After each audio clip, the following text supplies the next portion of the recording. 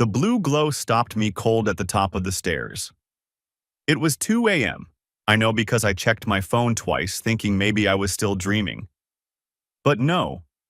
The basement door stood open for the first time in 3 years, and something down there was casting that unmistakable flicker of a television against the concrete walls. My feet were bare. The hardwood was cold.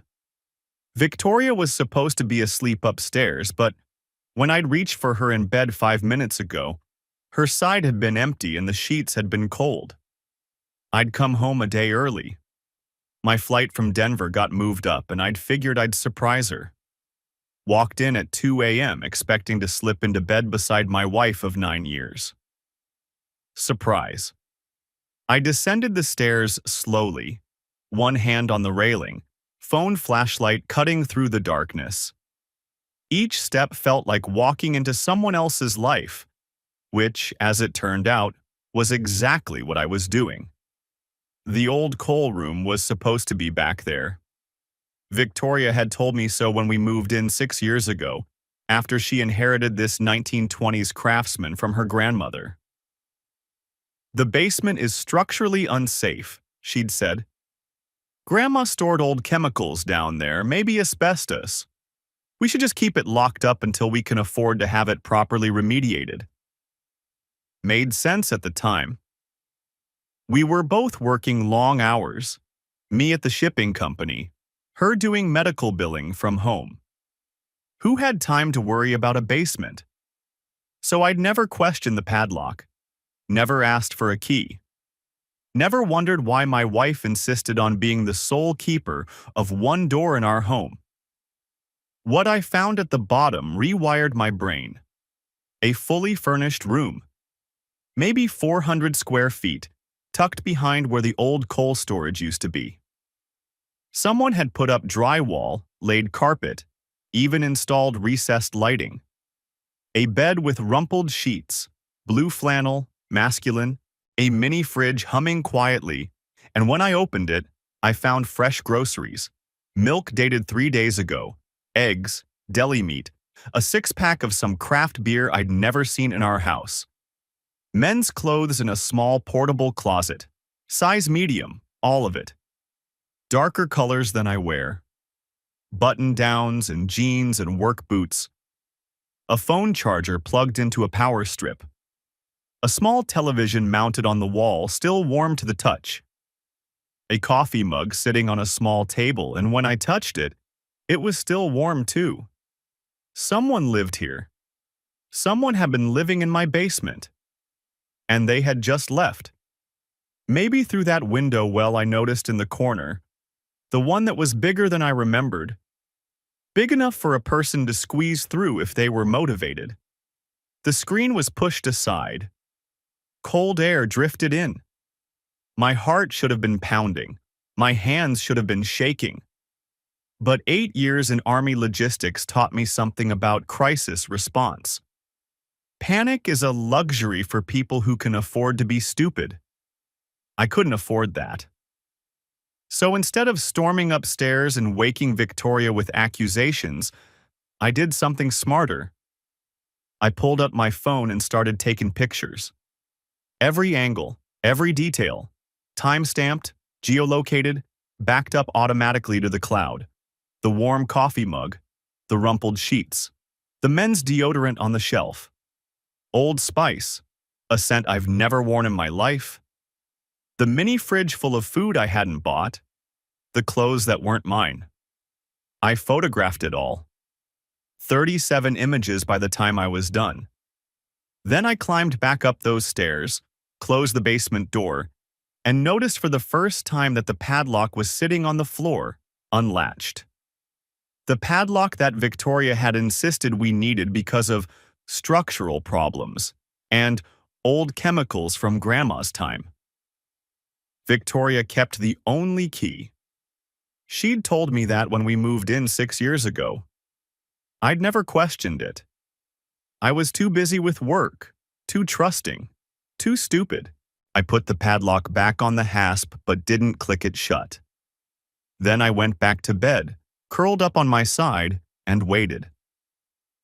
20 minutes later, Victoria slipped back into the bedroom. I heard her pause, probably checking to see if I was asleep, before sliding under the covers. She smelled like cigarette smoke, which was strange because Victoria didn't smoke. I kept my breathing steady, and my eyes closed.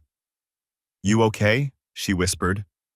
I made a sleepy noise, mumbled something about a dream. "Okay." She settled in, her back to me. "Love you." I didn't answer.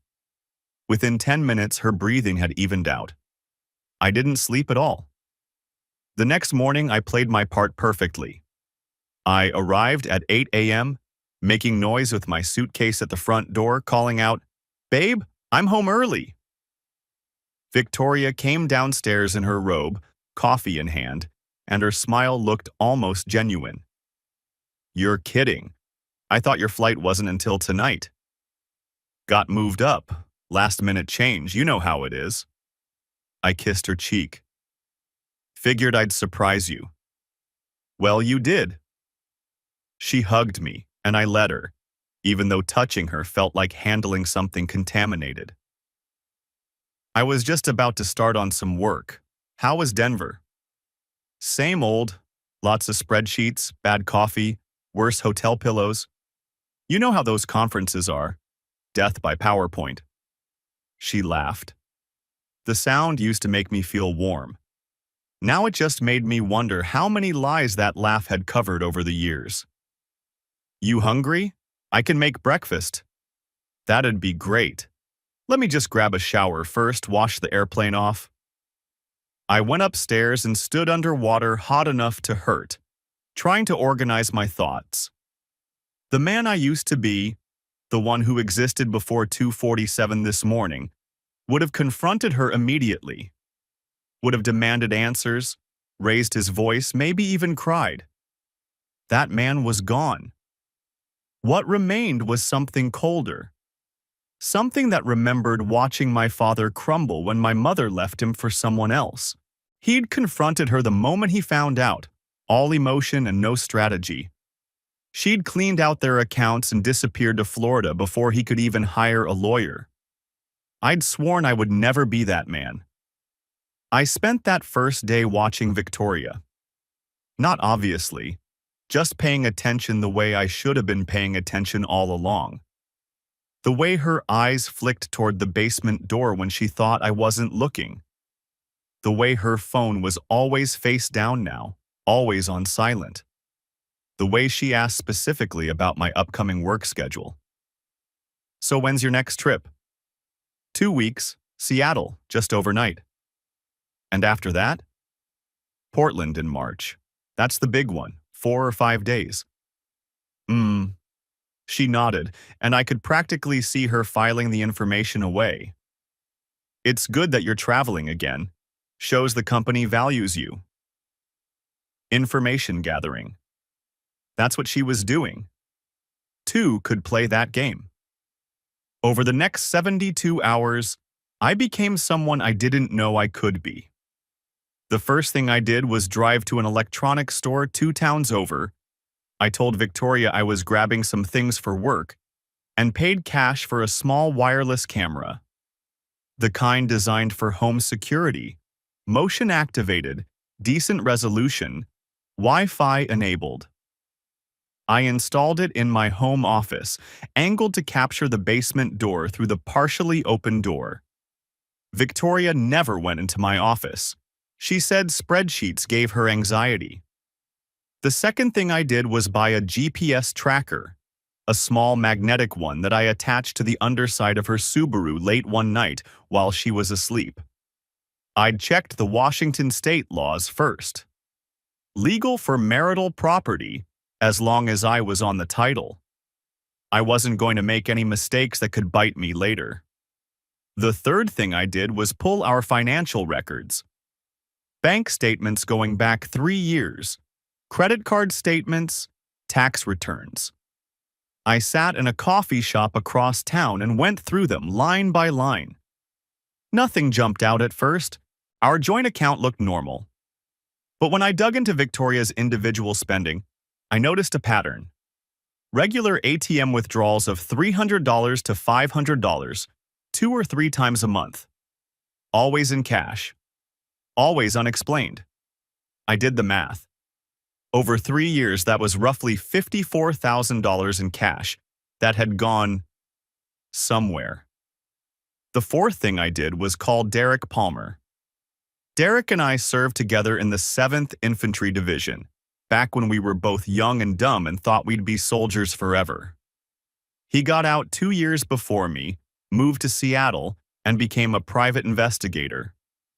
We grabbed beers whenever I was in the city, which wasn't often enough. "Shane Whitfield," he said when he picked up. "Either you're dying or you're in trouble. Which is it?" "Neither yet." I was sitting in my car in a grocery store parking lot, windows up, engine running. "I need to hire you, officially." A pause. The kind of pause that told me Derek already knew something was wrong. "What's going on?" I told him. All of it. The basement, the room, the warm coffee, Victoria's midnight disappearance, the cash withdrawals. I heard him breathing slowly on the other end, the way he used to breathe before a mission briefing. "You sure about this?" he asked when I finished. "Sure you want to go down this road? Because once you start, there's no undoing it." "Someone's living in my house, Derek. Some man has been living under my feet, eating food my wife buys him while I'm at work paying the mortgage." "Yeah, I'm sure." "All right." Another breath. "Send me everything you've got on her. Full name, maiden name, DOB, previous addresses, employment history. I'll see what shakes loose." "How much is this going to cost me?" "For you." "Buddy rate." "Don't worry about it yet. Let me do some digging first, and then we'll talk numbers." I sent him the information that night, sitting in my car again because I didn't trust the house anymore. Then I went home and had dinner with my wife and pretended everything was normal. Victoria was different, though. Sweeter, more affectionate. She touched my arm during dinner, laughed at my jokes, suggested we watch a movie together like we used to. "You okay?" I asked, testing. "What do you mean?" "You just seem, I don't know, happy." She smiled at me, and there was something behind it I couldn't read. "I am happy. You're home. Why wouldn't I be happy?" Part of me wanted to believe it was genuine, that whatever I'd seen had some innocent explanation, that my wife of 9 years wasn't actually hiding a man in our basement. But I knew guilt when I saw it. And this was guilt dressed up as affection, trying to convince itself it could be something else.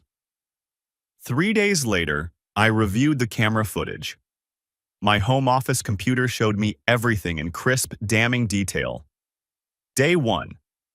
At 11:23 a.m., Victoria appeared in frame carrying a tray, sandwiches on a plate, a bottle of water, what looked like a newspaper tucked under her arm. She unlocked the basement door with a key from her pocket, a key I'd never seen, and descended. I watched the timestamp tick by. 30 minutes.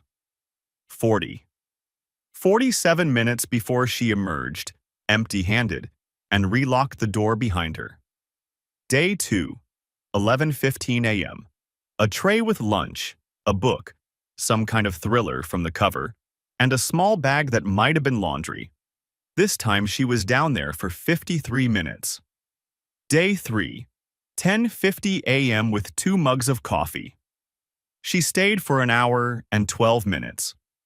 I watched these clips on a loop, feeling something cold settle into my chest. This wasn't a one-time thing.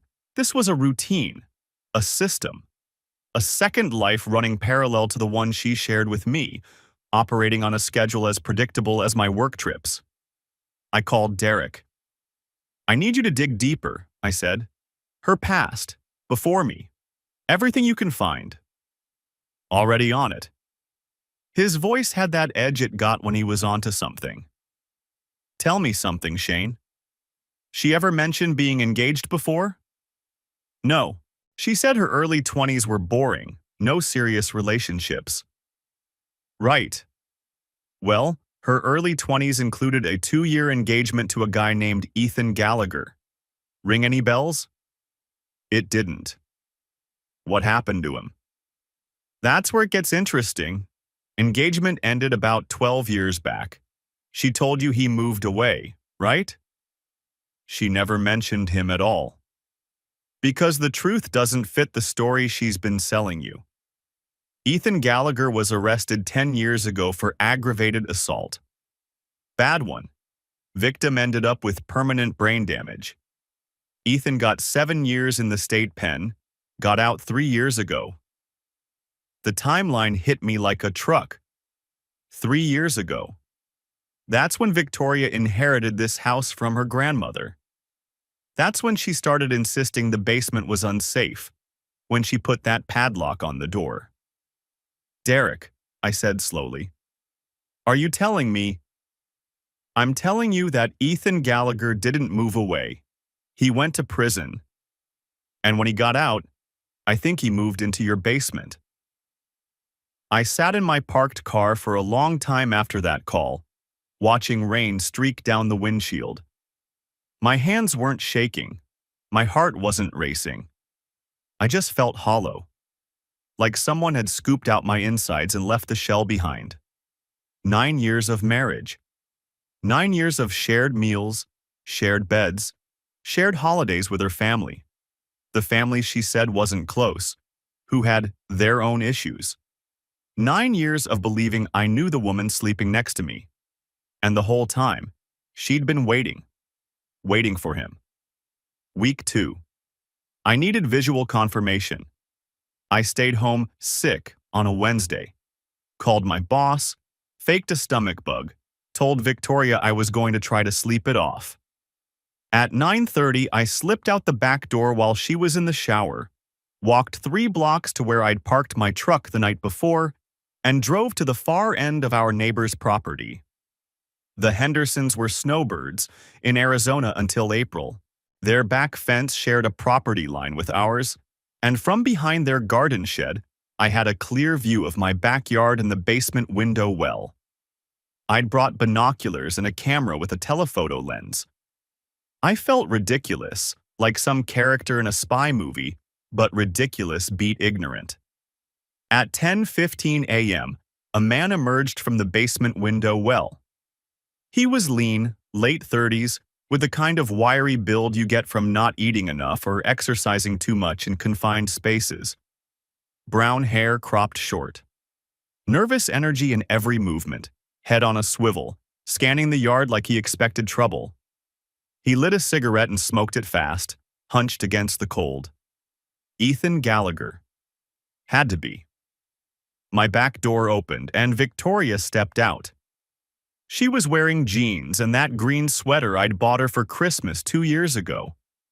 She walked across the patio to where he stood, and her body language shifted. Softer, more open than I'd seen it in months. She handed him something. Cash. I could see the bills through the binoculars, a small stack of 20s. They talked. I was too far away to make out words, but I could read body language just fine. The way she touched his arm, the way he leaned toward her. The intimacy of 2 people who knew each other's bodies as well as their own. Then she kissed him. Not a peck. A real kiss, the kind that says, "I've missed you," and "I'll see you soon," all at once. He grabbed her waist and pulled her close, and I watched through my binoculars as my wife melted into another man's arms in our backyard. My backyard. The yard I mowed every other weekend. The yard where we'd had barbecues with friends, where we'd talked about maybe putting in a fire pit someday. I took photographs, 36 of them, time-stamped, crystal clear. When they finally broke apart, Victoria said something that made him laugh. Then she went back inside, and he finished his cigarette, flicked the butt into my yard, and climbed back through the window well into his underground apartment. I walked back to my truck and drove to Seattle. Rachel Torres Esquire had an office on the 23rd floor of a downtown high-rise, and she didn't waste time on small talk. Her handshake was firm, her suit was expensive, and she gestured me into a chair across from her desk like she had 3 other clients waiting. "Mr. Whitfield, Derek Palmer speaks highly of you. Walk me through it, from the beginning." I did. The basement, the room, the surveillance, the photographs. I pulled them up on my phone and slid it across the desk. She examined each one carefully, her expression neutral. "Washington is a no-fault state," she said when I finished. "That means infidelity doesn't factor into the grounds for divorce. However," she held up a finger, "it absolutely factors into asset division, spousal support considerations, and most importantly, credibility. If your wife is planning to drain assets and flee..." I found something else.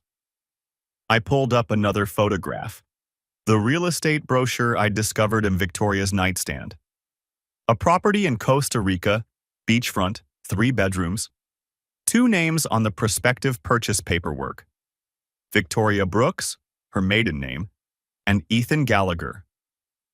Rachel's eyebrows rose. "That's not good for her." "It gets worse." I showed her my financial analysis. She told me she makes $48,000 a year. Said her company had tight budgets, couldn't afford raises. I did some digging, had a buddy in HR pull her salary data. She actually makes $72,000. The difference has been going into a separate account I didn't know existed. That's material misrepresentation, not fraud in the criminal sense, but extremely relevant to how a court will view her credibility. Rachel leaned back in her leather chair. "Mr. Whitfield, you've done exceptional work here. Most clients come to me with suspicions and hurt feelings. You've come with evidence and documentation. I spent 8 years planning military operations.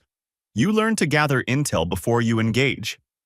She smiled thinly. "Keep gathering. Document everything. Confront nothing. When we're ready to move, we'll move fast." "How fast?" "Emergency asset freeze based on evidence of planned flight. Divorce filing that same day. We hit her with everything at once and she won't have time to adapt." Rachel made a note on her legal pad. "How soon can you have a comprehensive evidence package ready?" "Give me 6 weeks. I want to make sure I haven't missed anything." "6 weeks. Call me when you're ready." I stood to leave, then paused at the door. "There's one more thing. Ethan Gallagher, the man in my basement. He went to prison for aggravated assault. 7 years. Do you know who he assaulted?" Rachel shook her head. "Victoria's brother, Tyler Brooks. Beat him so bad he suffered permanent brain damage. He's been in assisted living ever since." The attorney's professional composure cracked, just for a second. "She's been hiding the man who destroyed her own brother? For 3 years. Under my roof. In my house. Good Lord. Yeah." I buttoned my jacket. "That's what I said." The next 4 weeks were an exercise in controlled fury. Every day I went to work and did my job. Every evening I came home and played the part of the oblivious husband. I ate dinner with Victoria, watched TV with her, slept in the same bed, though I'd started claiming back pain, using it as an excuse to turn away from her at night. She didn't seem to notice. Or maybe she was just relieved. Meanwhile, I built my case. Derek dug up everything there was to find on Ethan Gallagher. The assault charge, the trial, the 7-year sentence, the parole conditions when he was released. He was supposed to register his address, maintain employment, check in monthly with a parole officer. He's done exactly none of that, Derek reported during one of our calls. For 3 years. As far as the state's concerned, Ethan Gallagher is a ghost. He's technically a fugitive, not actively being hunted, but if anyone tips off the right people, he goes straight back to prison. No hearing, no trial, just handcuffs and a cell. How long? Could be another 3-4 years on top of what he already served. Parole violation plus failure to register plus flight from supervision. They'll throw the book at him. I filed that information away for later. I also looked into Victoria's family. The family she'd told me was distant and complicated. The truth was worse.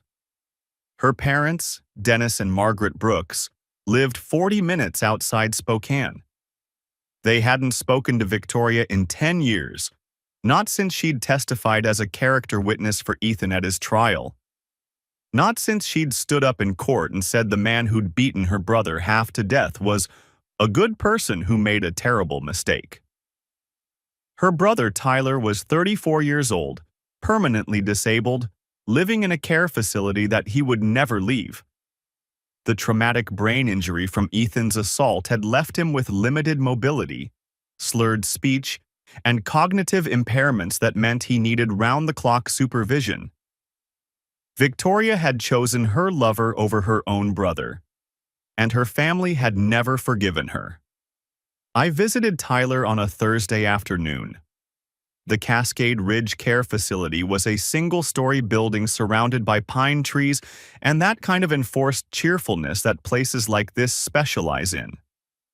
Bright colors, friendly staff, the smell of industrial cleaner barely masked by air fresheners.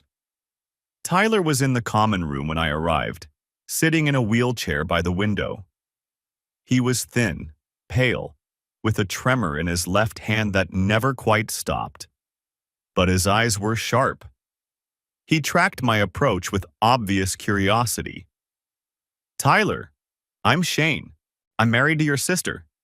He studied me for a long moment, processing. Then, Vic, Tor, Aya. The name came out slowly, each syllable a separate effort. "Yeah, Victoria." I sat down across from him. "Can we talk?" We talked for 2 hours. Tyler's speech was slow, but his mind wasn't. He understood everything I told him. The basement, the discovery, the 3 years Ethan had been living under my roof while Victoria played devoted wife upstairs. His face cycled through emotions as I spoke. Confusion, disbelief, anger, and finally a kind of devastated acceptance. "She chose him," Tyler said. "Again. I'm sorry. Not your fault." He reached out with his good hand and gripped my arm. "You didn't know. I know now. And I'm going to make this right." "How?" I told him my plan. All of it. The evidence I'd gathered, the lawyer I'd hired, the trap I was setting. Tyler listened without interrupting, and when I finished, there were tears on his face. "Thank you," he said. "Don't thank me yet. It's not over." "Doesn't matter."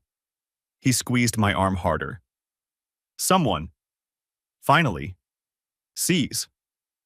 I stayed until the staff gently suggested that Tyler needed his rest.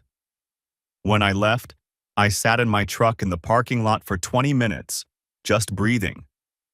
Then I made a decision. I called Dennis and Margaret Brooks. The conversation was awkward as hell. "Mr. Brooks, my name is Shane Whitfield. I'm married to your daughter." Silence on the other end. Then, carefully, "I wasn't aware Victoria was married. 9 years. She never mentioned me?" "She never mentioned anything. We haven't spoken since the trial." His voice was flat, guarded. "Why are you calling?" I told him. The abbreviated version, enough to convey the situation without getting into every detail. When I finished, there was another long silence. "She's been hiding him," Dennis said finally. "All this time. In your house." "Yes, sir." "And you found out 3 weeks ago. What are you going to do?" I'm going to divorce her, and I'm going to make sure Ethan Gallagher goes back to prison where he belongs. Another pause. When Dennis spoke again, his voice had changed, still guarded, but with something warmer underneath. Mr. Whitfield, Shane, I think we should meet in person. I met Dennis and Margaret Brooks at their home 2 days later. It was a modest ranch in a subdivision near Tyler's care facility, close enough to visit daily, which they did. Margaret made coffee. Dennis poured whiskey. We sat in their living room surrounded by family photographs that pointedly didn't include Victoria, and they told me the whole story. She was always his defender, Margaret said, even before the assault. We'd tell her Ethan had a temper, that we'd seen warning signs. She'd say we were being overprotective, that we didn't understand their relationship. Tyler tried to warn her, Dennis added, multiple times. He saw Ethan lose his temper once, put his fist through a wall during an argument about something stupid, a sports game or something. Tyler told Victoria she needed to get out. Let me guess, she didn't listen. She told Tyler he was jealous, controlling, that he wanted to ruin her happiness because he'd never had a serious relationship himself.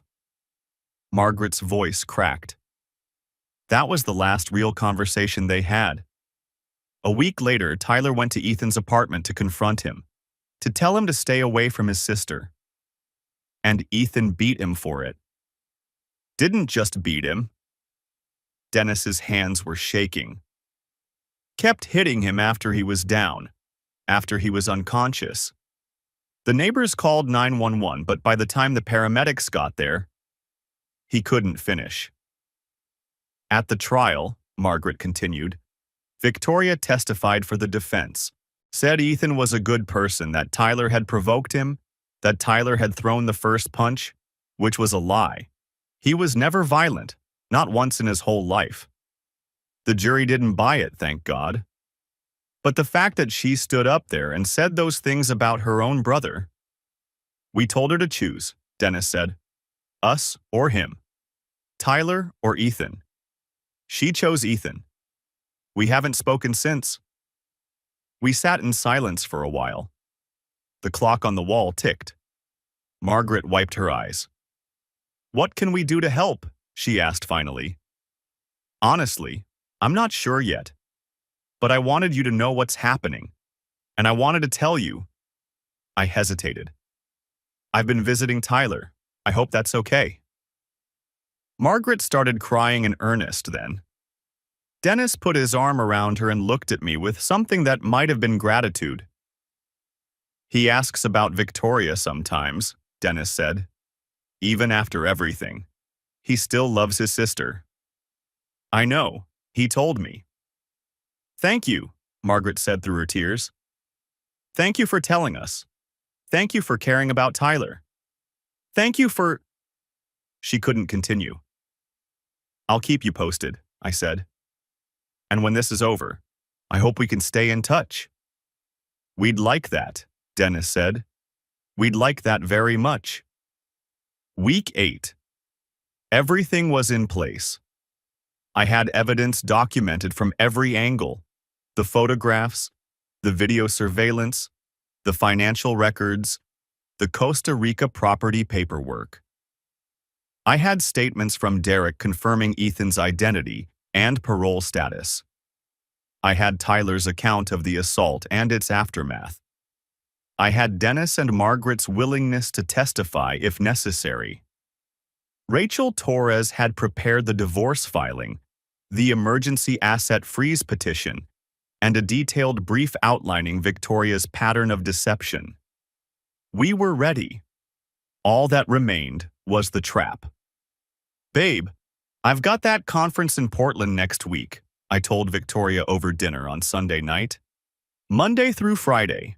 It's the Regional Logistics Summit. I mentioned it last month. Oh, right. She nodded, and I saw the relief flash across her face before she hid it. 5 whole days without needing to sneak around. 5 days of having the house to themselves. That's a long one. Yeah, but it's a good networking opportunity. Plus, the company's paying for the hotel, so might as well take advantage. Of course. She smiled at me, and it was almost convincing. I'll miss you. I'll miss you too. I packed my suitcase on Sunday night, making a show of it, rolling shirts, checking the weather forecast, asking if she'd seen my good belt. All the normal husband going on a work trip behaviors. Monday morning, I kissed her goodbye at the door. Call me tonight, she said. Always do. I drove 2 blocks away and parked behind the old Baptist church. Then I walked back through the neighbor's yard to my surveillance position and settled in to wait. It took less than 2 hours. At 9:47 a.m., Ethan Gallagher emerged from the basement window well. He stretched in the morning sun, casual as you please, then walked right through the back door into my house. Through the kitchen window, I watched him open my refrigerator, pull out a beer, and settle onto my couch like he owned the place. My couch, my television, my house that I'd been paying the mortgage on for 6 years while he lived rent-free underground. Victoria came downstairs a few minutes later. She'd changed out of the robe I'd seen her in at breakfast. Now she wore jeans and a nice blouse, the kind she used to wear when we went on dates. Makeup done. Hair brushed. Looking pretty for her, man. She sat down next to him, curled into his side, and they watched television together in my living room. Like a married couple. I documented everything. 3 hours of footage on my phone. Photographs through every window I could safely reach. At one point, they went upstairs, to my bedroom, I assumed, and I forced myself to keep watching the house, cataloging times, building a record. At 3:45 p.m., I made 2 phone calls. The first was to the U.S. Marshals Fugitive Tip Line. I'd like to report a parole violator, I said. Name's Ethan Gallagher. He's been living unregistered at this address for 3 years. I gave them the details, the address, the window, well entry, the daily patterns I'd observed. He's there right now, with his girlfriend. The officer on the line took my information and promised someone would follow up. The second call was to the process server Rachel Torres had arranged. It's time, I said. The address I gave you, 4 o'clock delivery. On my way. I hung up and waited. At 4:07 p.m., a man in a gray suit knocked on my front door. I was positioned where I could see Victoria's face through the living room window. She answered the door in that nice blouse, probably expecting a package delivery. The server handed her an envelope and said whatever he was supposed to say. Victoria's face went pale. Then white. Then something beyond white. A color that doesn't have a name. The color of someone watching their life collapse. She tore open the envelope right there on the porch. Divorce papers. Emergency petition for asset freeze. Notification of evidence submitted to the court. She started screaming something. I couldn't hear the words, but I didn't need to. She ran back inside, and through the window I watched her shouting at Ethan, watched him jump off the couch, watched both of them scramble for phones, for keys, for some kind of escape. At 5:30 p.m., 2 unmarked sedans pulled up in front of my house. U.S. Marshals. 4 officers in tactical vests approached the front door. I watched through my binoculars as they knocked, as Victoria answered looking like she might collapse, as they pushed past her into my home. Ethan ran. Of course he ran. 3 years of paranoia don't just disappear. He bolted out the back door, heading for the basement window. Well, that had been his escape route for so long. But the marshals were faster and smarter, and they'd positioned someone in the backyard. He made it about 20 feet before they had him face down in the grass, hands behind his back, shouting that they had the wrong guy, that this was a mistake, that he hadn't done anything wrong. I watched Victoria collapse on the back porch, sobbing, as the marshals dragged her lover away in handcuffs. Then I walked home. Shane. Victoria spotted me coming up the driveway, and her face cycled through emotions. Shock, guilt, fear, rage, desperation, and finally a kind of wild calculation. Shane, I can explain. No, I said. You can't. One of the marshals approached me. Sir, are you the homeowner? Shane Whitfield. Yes, this is my house. We're going to need a statement and access to the basement area where the fugitive was residing. Whatever you need. I have photographs and video documentation of the entire space from 8 weeks ago, if that helps. The marshal raised his eyebrows. That would help considerably. I spent the next 3 hours with federal officers, walking them through everything. The room in the basement, the timeline of discovery, the evidence I'd collected. They were professional, thorough, and very interested in how long Ethan Gallagher had been living under my roof. Victoria sat in the living room the whole time, watched by another officer.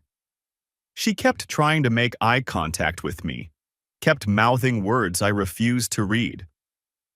When the marshals finally let her speak to me, she grabbed my arm hard enough to bruise.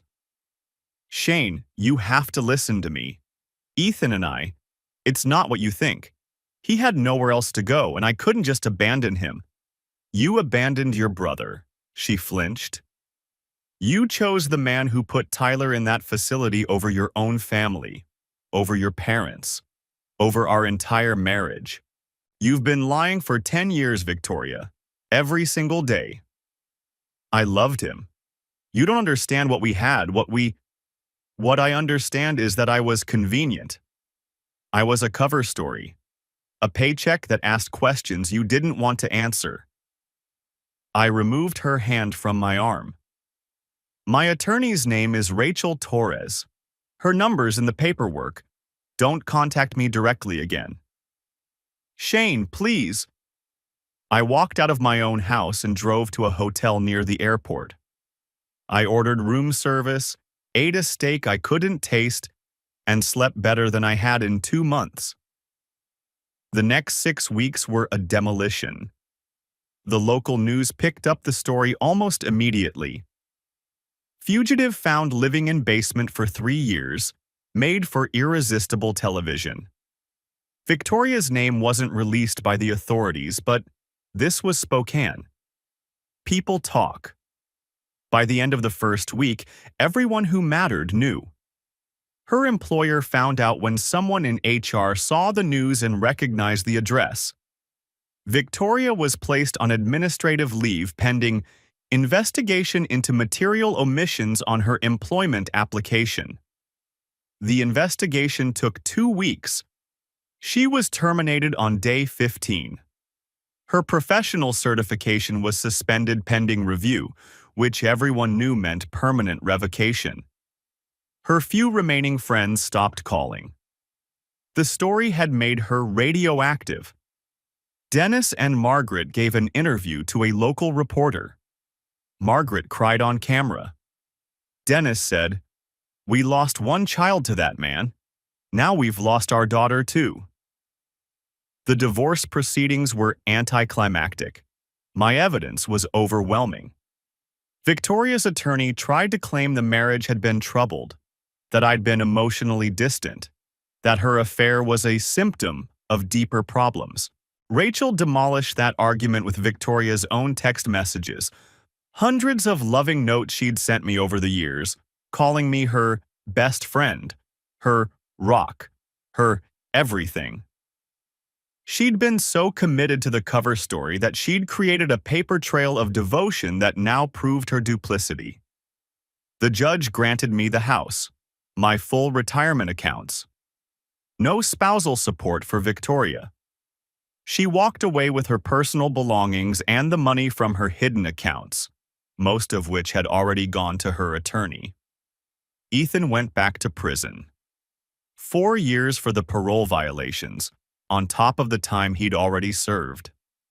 3 months after I'd found that blue glow in my basement, it was over. Victoria requested a meeting 2 weeks after the divorce was finalized. Closure, her message said. One conversation. I almost said no. Rachel advised against it. I said yes. We met at a coffee shop downtown. Public space, neutral ground. She was already there when I arrived. Thinner, older looking, nursing a cup of tea with both hands. Thanks for coming, she said. I sat across from her. Say what you need to say. She took a breath. Ethan was my first love. We were 22 when we met. Everything was intense, passionate, the kind of love that burns. The kind of love that put your brother in assisted care. That was... She stopped. Tyler said things that night.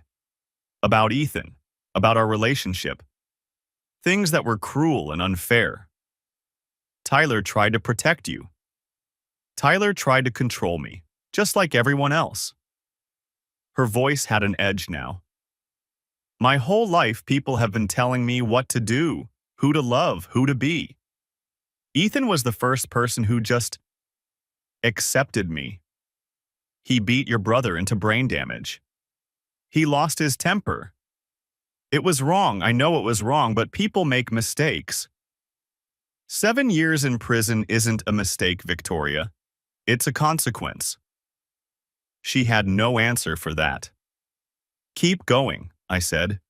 You wanted to explain, so explain. When Ethan went to prison, everyone abandoned him. Everyone. I was the only one who kept writing, who kept visiting. And when he got out, he had nothing. No job, no apartment, no money. What was I supposed to do? Let him sleep on the streets? You could have told me. You would have left. Yeah, I would have, because you should have left him years ago. She looked down at her tea. I couldn't. Why not? Because I loved him. She met my eyes. I've always loved him. You were... She caught herself. I was what? You were safe, stable, the opposite of everything Ethan was. She sighed. I thought maybe if I married someone like you, I could have a normal life. I could be normal. And I did love you, Shane. In my way. But not enough. Not enough. She shook her head slowly. I was always going to leave with him. That was always the plan. Costa Rica. Start over. Be together the way we were supposed to be before everything went wrong. So our entire marriage was a holding pattern. Yes. She said it flatly. You were convenient. I'm sorry. I sat with that for a moment. Convenient. 9 years of my life, summarized in a single word. Thank you, I said finally. She blinked. What? Thank you for finally telling the truth. It's the first honest thing you've said in 10 years. I stood up, left a 20 on the table, and walked out. I didn't look back. 6 months later, life had found a new shape. The basement was a gym now. Weights, treadmill, a heavy bag I beat the hell out of 3 mornings a week. I'd filled the window well with concrete myself, spent a whole Saturday mixing and pouring until no trace of it remained. I'd started seeing a therapist. Doc Martinez, twice a week at first, once a week now. Heavy stuff. Trust, betrayal, the difference between being a victim and being a survivor. But necessary. I got promoted at work. My boss said my focus and attention to detail had impressed regional leadership. I didn't mention that my focus came from learning to surveil my own wife. Derek came up from Seattle once a month. Steaks on the grill, beers, whatever game was on. He'd brought someone with him the last 2 visits, a woman named Cassie who worked at his PI firm. Dark hair, sharp smile, the kind of laugh that made you want to hear it again.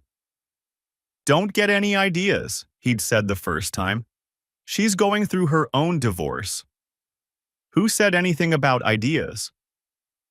But she was nice, smart, and she didn't ask too many questions about the concrete patch in my backyard. Tyler sent me letters every couple of weeks. Slow, careful handwriting. His motor control wasn't what it used to be, but consistent. He wrote about his days at the facility, the staff he liked, the birds he watched from his window. He always ended the same way. "Thank you for seeing me." I visited when I could. Brought him books, sat with him, talked about nothing important. His parents came too, often at the same time. Somewhere along the way, they'd started treating me like family. "You're coming to Thanksgiving," Margaret had said last month. Not a question. "Yes, ma'am." Victoria had tried to contact me twice, an email and a voicemail. I deleted both without reading or listening. Some chapters are meant to stay closed. I still thought about her sometimes. Not with anger anymore. That had burned out months ago. Just a kind of distant curiosity, like wondering what had happened to a character in a book you'd finished and set aside. She was in Tacoma now, I'd heard. Working retail. The Costa Rica dream was dead, along with everything else she'd built on lies. I hoped she found some peace. I really did. But I wasn't going to stick around to watch. Last week, Derek asked if I was thinking about dating again. We were on my back porch, beers in hand, watching the sun go down behind the pines. Cassie had gone inside to use the bathroom, and he'd asked the question casually, like it was just making conversation. "Maybe," I said, "when I'm ready." "Any timeline on that?" "No rush." I took a drink. I spent 9 years married to someone I didn't know. Figure I should get to know myself first. Derek nodded. Fair enough. Cassie came back out, and the conversation moved on. But later that night, after they'd left and I was cleaning up the grill, I thought about the question. Was I ready? Not yet. But I could imagine being ready someday. That was new. That was progress. I locked the back door and turned off the porch light. The basement window well was invisible in the darkness. Just another patch of grass now, no different from the rest. My father had crumbled when my mother betrayed him.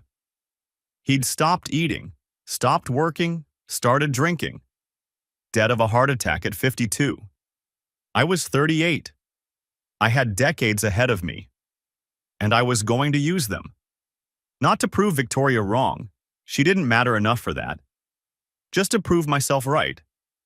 I'd made it through. I was still standing. And whatever came next, I'd handle that too. Some things are worth fighting for. Some things aren't worth a damn. The trick is knowing the difference. I'd learned that lesson the hard way, but I'd learned it. And that was enough.